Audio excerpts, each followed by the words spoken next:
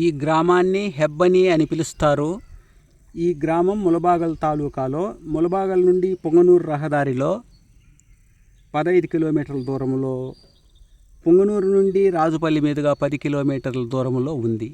ఈ గ్రామంలో అతి పురాతనమైన శ్రీ చెన్నకేశవ స్వామి దేవాలయం ఉంది. ఈ దేవాలయాన్ని ఒకసారి పరిశీలిద్దాం.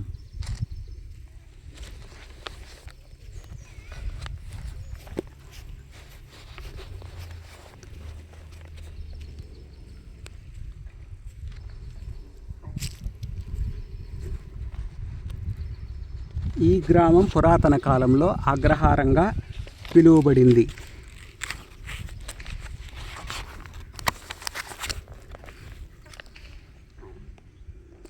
ఈ ఆలయం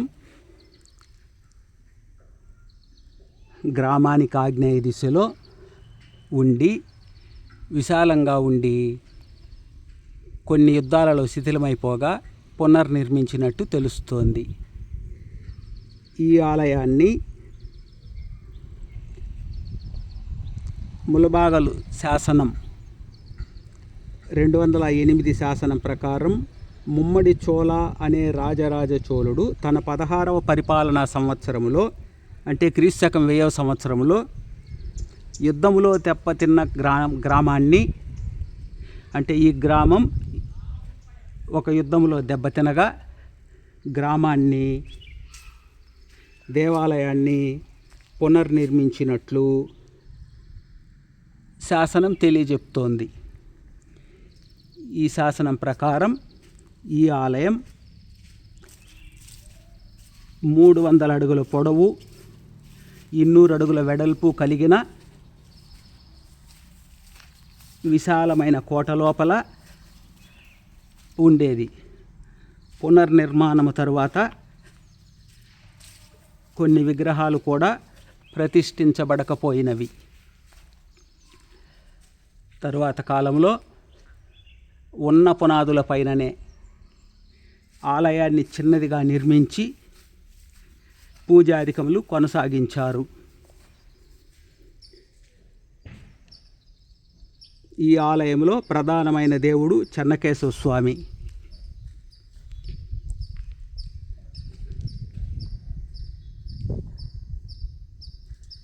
ఇక్కడ వెనక ప్రహరీలో నాగదేవతలు, నైరుతిలో ఒక ఉపాలయము ఉన్నాయి. ఆలయ శిఖరం పైన ఉపాలయాలు.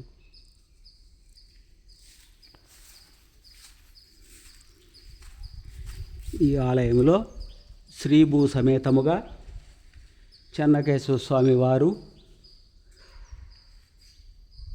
పూజలు అందుకుంటున్నారు.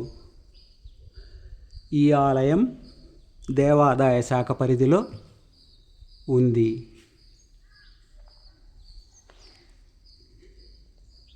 ఆలయానికి ఎదురుగా పొడవాటి రాతి దీపస్తంభము ఉంది. ఈ ఆలయం తూర్పునకు అభిముఖంగా ఉంది. ఆలయంలో నిత్య పూజలు, శనివార పూజలు, దసరాకు ఊరేగింపు జరుగుతుంది. ఎదురుగా గరుడాలయం ఉంది. ఈ ఆలయానికి విశేష భూమాన్యములున్నాయి. ఆలయంలో సురేష్ స్వామి అర్చకులుగా పూజాధికములు జరుగుతాయి. గుడికి ఉత్తరాన కోనేరు ఉండి శిథిలమైపోయినది. ఊరి పెద్ద చెరువును 10 గద్యానములు ఖర్చు పెట్టి మండిగౌని కొడుకు పృథ్వీరామశెట్టి ద్వారా జీర్ణోద్ధారము చేసినట్లు శాసనం ద్వారా తెలియచున్నది. ఈ శాసనాలను కూడా మీరు నకలు ఇక్కడ చూడవచ్చు.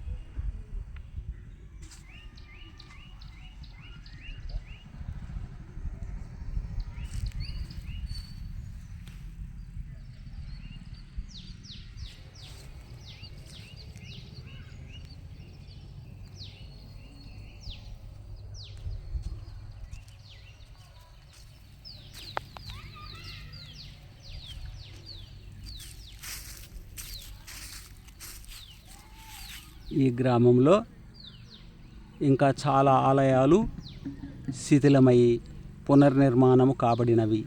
ఈ గ్రామం అగ్రహారంగా నోలంబరాజుల కాలంలో నోలంబ శెట్టి ద్వారా హెబ్బని అహబని అంటే యజ్ఞములు జరిగిన గ్రామంగా